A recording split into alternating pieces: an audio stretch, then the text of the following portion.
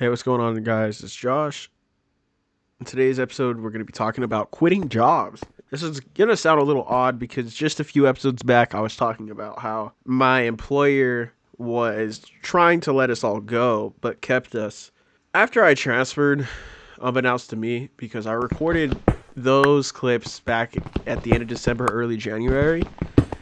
It's now middle of February. I'm planning to release them all the same week, but long story short, after I transferred to another station for the Amazon delivery company, I didn't like how they operated there.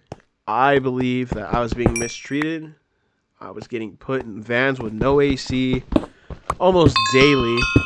I would ask constantly, hey, can I come in at an earlier time? And they would constantly tell me no. Because the earlier you came in, the more likely it was to get one of the big Amazon Rivians.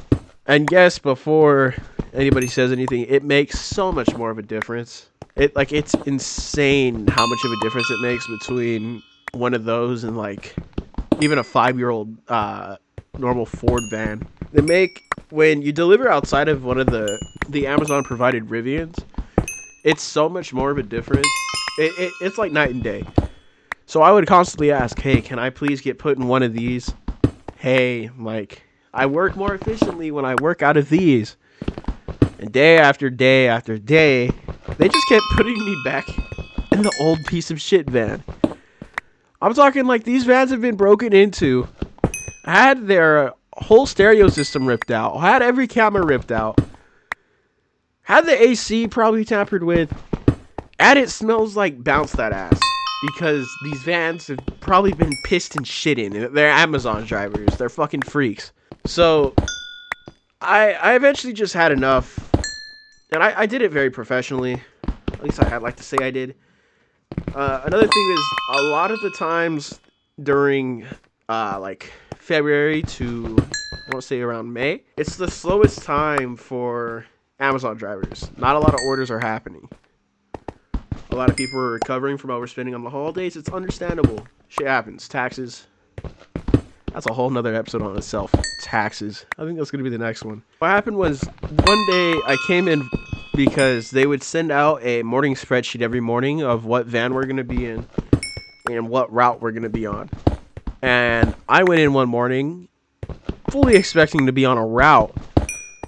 And when you don't get routed, you're usually only going to work anywhere from 4 to 6 hours. And they say you get 40 hours a week and you only work 4 days. So if you don't get routed one day of the week, you're losing out on anywhere from 4 to 8 hours. So there was one day this week where I came in, I did my route. I didn't do my route. I got sent on what's called a rescue. I did 30 stops, which took me a little over an hour. And they called me and told me to come back to the station because someone else from another shift needs my van. So at this point, I came in at 6 o'clock and I got done back to the station and clocked out at 9. 3 hours when I'm supposed to be getting 10. I don't know what happened. Something pissed me off really bad. So I went in. I just told them, this is my 2-week notice. I don't want to be a dick and be like, yeah, I'm quitting because you guys cut my hours. No. I just told them, you know what, this is my 2-week notice. I'll put it in writing for you guys.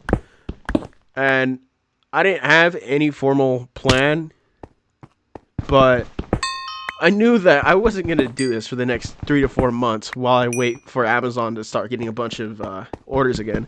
So I went home that night. There's a big difference between being an Amazon driver and being a warehouse associate. They're treated very different. Amazon treats their drivers like they're not even part of their company, but we represent them, which is complete bullshit. I think they're being sued for it as we speak, but I applied to the Amazon warehouse. It's 5 days instead of 4, but it's a full guaranteed 40 hours with school benefits, healthcare day one, and because there's a big difference between Amazon white badge and their blue badges. But they're offering blue badge day one for a full 40 hours at a warehouse that is considerably closer to my house, so it's less of a commute, but it's a little bit of a decrease in pay. So I took it, and honestly, I don't regret it.